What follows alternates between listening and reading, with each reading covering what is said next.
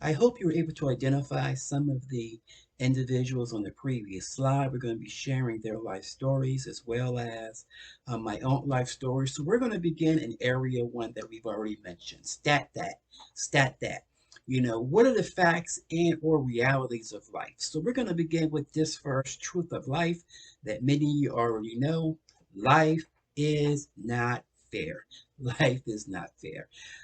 Whether it was a scenario where you got caught up with the wrong crowd, whether it was a scenario where you lived in poverty, whether it was a scenario where you didn't have opportunities, life is not always fair. We have to understand that. So we're going to share about 5 elements to show you life experiences and make note of each of these in your journal and determine, do any of these 5 areas show up in your life? Area number one.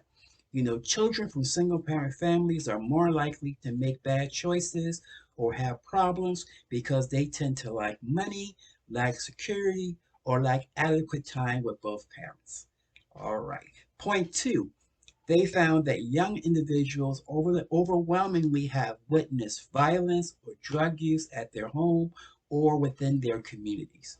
Three, a dysfunctional family is a family which has conflict, misbehavior, and often child neglect or abuse happens regularly.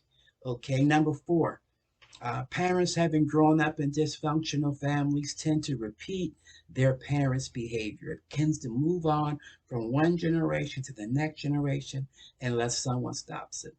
And five, in most cases, children impacted above will take blame or feel guilty or act out because of the 4 other things that they witness or are privy to. Okay, so what is the facts behind these? Okay, Violence in America Public Schools says 71% of all teachers and 90% of all law enforcement officers state that the lack of parental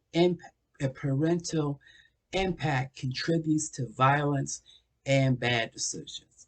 61% of elementary students and 76% of high school students agree with this. So we heard from the teachers, we heard from law enforcement, we heard from your peer groups in elementary school, we hearing from your peer group in high school.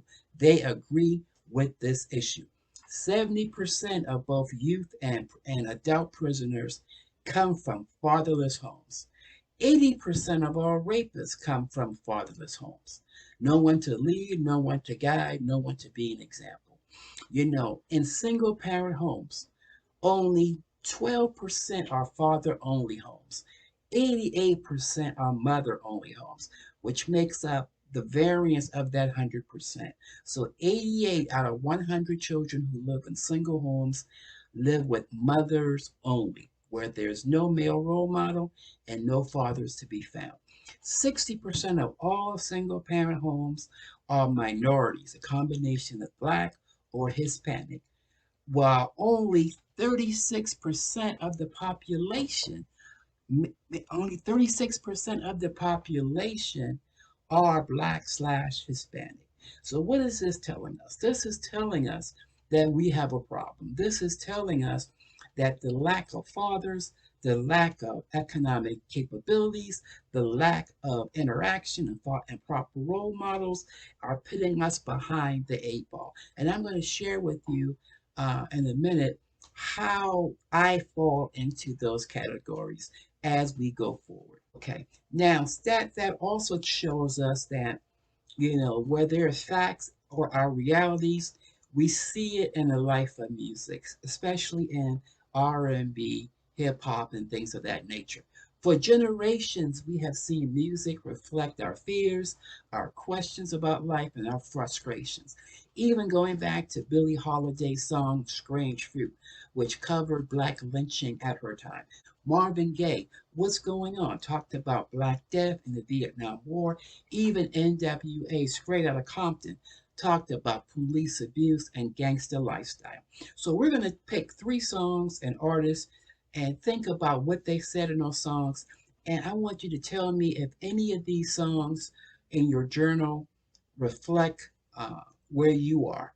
And it's interesting that each of these songs have, even going back to 1995, 2011, and 2016, that generation after generation, decades after decades, they're talking about the same thing. So the first song or artist we're going to take some of this poetry from is Tupac from 1995. His song, Dear Mama, he wrote these words. Listen to me now. Now, ain't nobody told us it was fair. No love for my daddy because the coward wasn't there. He passed away and I didn't cry because my anger wouldn't let me feel for a stranger. They, I say I'm wrong and that I'm heartless, but all along I was looking for a father and he was gone. I hung around with the thugs, and even though they sold drugs, they showed a young brother love. Hey, I moved out and started really hanging.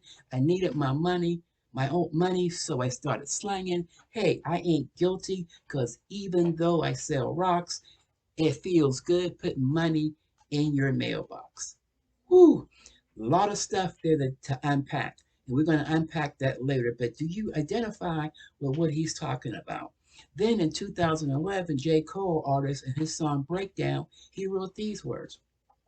Look, I shed tears home, and I ain't too proud to admit it. Just singing my father for the first time in a minute. When I say a minute, I mean years, man. Damn, could have swam in those tears, fam. Cause I left them. I reflected on my younger days when I was just me and my brother and my mother that played. Father, cause no other man bothered, not even my biological. It never seemed logical. But I accepted it because I ain't know no better, although I was as bright as a polo sweater. No pops like Martin and no Coretta. So many things you could have told me and saved me the trouble of letting my mistakes show me. I feel like you barely know me. J. Cole in 2011, released in 2016, Kodak Black said this in his song Too Many Years, wrote these words. I told my mama we gonna be fine, so I'm up all night, where and sleeping time. I'm just thinking about my little Cuda. Gave my dog a dime. He got a buckshot in his behind. No daddy, so we grew up on the street life. But my son, I'm gonna keep him in the beehive, scheming on a heist. I need to change my life. Been geeking all night. I'm going senile. I done gave the jails too many years, years that I won't get back, and I swear I done shed too many tears. For I won't get back. Yeah, I got this in the graveyards. Yeah, I got brothers on the state yards. Swear not a day goes by that I don't think about the times, and I wish I could rewind.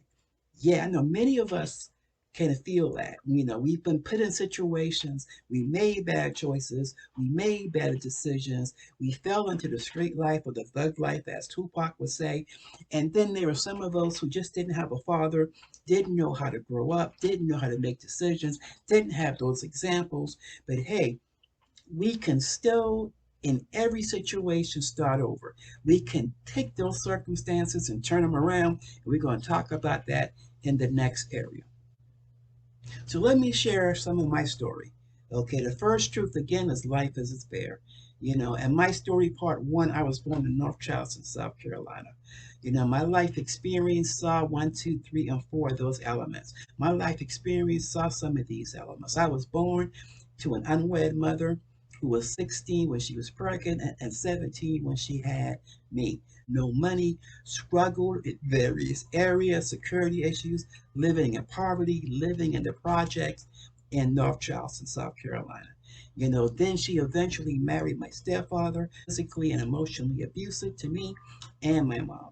He also is how I recognized or learned that my biological father was in prison for murder, 20 years to life, and spoke words over me that just was like I was just going to be like him. I wasn't going to amount to anything.